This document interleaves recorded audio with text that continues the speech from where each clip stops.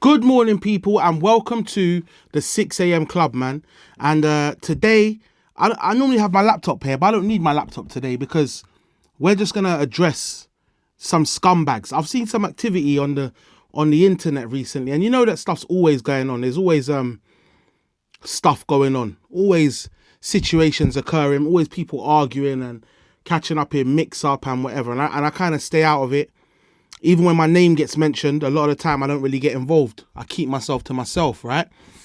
But I saw something going from the week last week into the weekend that I was just like, you know what? There just comes a point when it's like, when does it stop?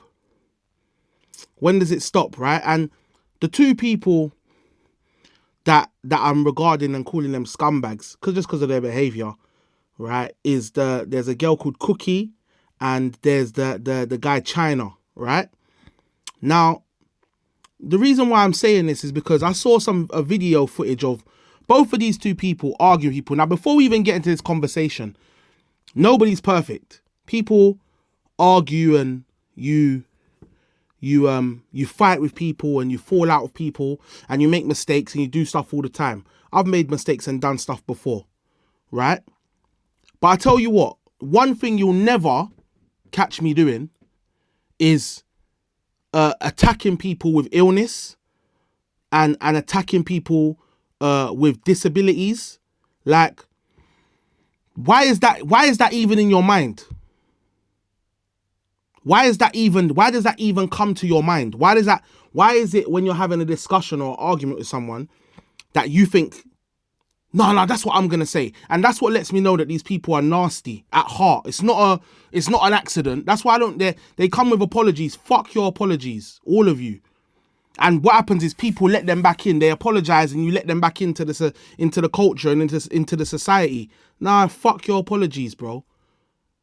And sis, fuck both of you. You understand? Because let me tell you something. When I was young, yeah, I remember, and this is what happens to a lot of these people. When I was young, I was well known in my borough, well known in my area where I'm from. I know a lot of people know me. Sometimes I might have been known for good things, sometimes I might have been known for bad things, right? And there was a time in my life when something that I was known for, a lot of the time, was a bad thing, right? And I'll tell you what happened. I kept on doing this thing, right? And what happens when you do something once? If let's say you took something from your kitchen once and you didn't get caught, you'll be inclined to take something again. And then if you don't get caught, then you take more and you take more and you take more. And then what happens is you start to think you're invincible. And what happened to me was there were certain things that I was doing so much that I believed I was invincible. And before I knew it, I was on a high road doing all kinds of craziness. You understand? That sent me to prison, right? Now, my point is this. The reason why I say all that is just to say this. These people get away with this behavior every single day. Every single day they argue with people. Every single day they cuss people. But what happens is they get away with it. And that's fine. Because a lot of the stuff what they say is just between them and those people. But then what happens is they start believing they're invincible. They start thinking, I can push this nasty narrative. I can push this dirty mindset of mine even further. And they carry on and they carry on and they carry on. And then what happens is they hit a barrier and they say something that people go, no, that's too far. You're wrong. And then what happens is, even then, if one person says they're wrong, they're so caught up in the fact that they're invincible, they don't even apologize then. They say, fuck that, I don't care, I'm standing on that. They try and stand on it. And then what happens is, more people, they start getting dogpiled, they start getting attacked, they start getting vilified. Then they realize, oh, I'm not so invincible, this shit ain't working. Oh, I could be in trouble here. Oh. So then they start coming with their fake apologies. And the reason why I call them fake apologies is because, one, the apology was never done prior to them being exposed. Yeah. Two, there are people that you've done nasty things to, right? And it's not because I understand sometimes you fall out with people and they'll have their perception of a situation and you'll have your own. In this case, we are not witnessing that. We're witnessing you're being disgraceful. You're a disgrace, right? So we witnessed this behavior, and they never, if this had never hit the internet, they'd never have gone back to anyone that they've disrespected, violated. They championed that. I got my man out of here. I got so-and-so out of here. They can't chat to me. They haven't sat down and thought, you know what? What I did to that person was wrong, and I'm going to apologize. They never apologize in that manner. It's always when they get dogpiled, when they get attacked. Oh, I want to apologize. Fuck you and your apologies. Keep them, right? And the reason why this offended me and annoyed my spirit so much here is because for a few reasons. One, I'm someone that in my life I've been physical.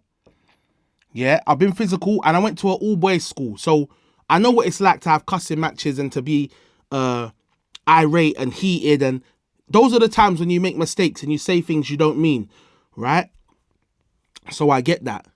But these people, if you look at both of them, they're enjoying what they're saying. They're not hurt. They're not saying, oh, do you know what? I don't really want to say this, but da-da-da-da-da. They're rinsing the clip. In excitement, happy, overjoyed, until it all comes back and now they want to say sorry. This situation is bigger than those people. And I hope that Gen Z, because you know what I rate, yeah? One thing I've noticed is, you see with the internet and the arguing and all that nonsense, right? It pisses me off sometimes because a young person said to me, they said, Fats, you know what's mad? Have you ever noticed that the people that are arguing is never the young people? It's always like your generation or like older. And I was like, oh, it's so true, How often do you see young people like 21s, 20s arguing on the internet? They don't really argue, They don't really argue with each other and do all the foolishness. It's my generation and my age group that's getting caught up in the nonsense. You know what I'm saying? And I'm sorry that I brought this to the 6am club because, anyone who joins the 6am club on a regular, this is a happy place, a fun place. It's a nice place that we come here and we enjoy and we have positive conversations. But I just felt like this was something that needed to be said, This was something that was needed to be said. And I don't like the thought of these people getting away with, oh, I just apologized. Bruv, a person that is close to me had to have a blood transfusion a couple weeks ago. Yeah, they're making jokes about blood transfusion. That's fucking funny, bro. You know what I mean? I've been shot. I nearly died, bro. I nearly bled to death and I had to have a blood transfusion. Why do you think that's funny, bro? Why do you think that's funny? Do you know what I'm saying? I know people personally who have sickle cell. It's not so. You see me, for example, I'm big. I've put on weight. So at some point, I've made a mistake or I've abused myself, which has led to me being in this shape, for example, right? So if you cuss me about that, I can't really get upset because it's my own decisions that put me here. Sickle cell and someone getting sepsis and pregnant from a black woman getting pregnant and having children, and through that beautiful moment, something has then gone on to led to her having to have her arm cut off on that. And you think that's a thing to joke about, you piece of shit. Bro, you see these things, yeah? And the things what piss me off is that when it was Ginger J and when it was this one and that one, the black women, you have so much power, so much noise.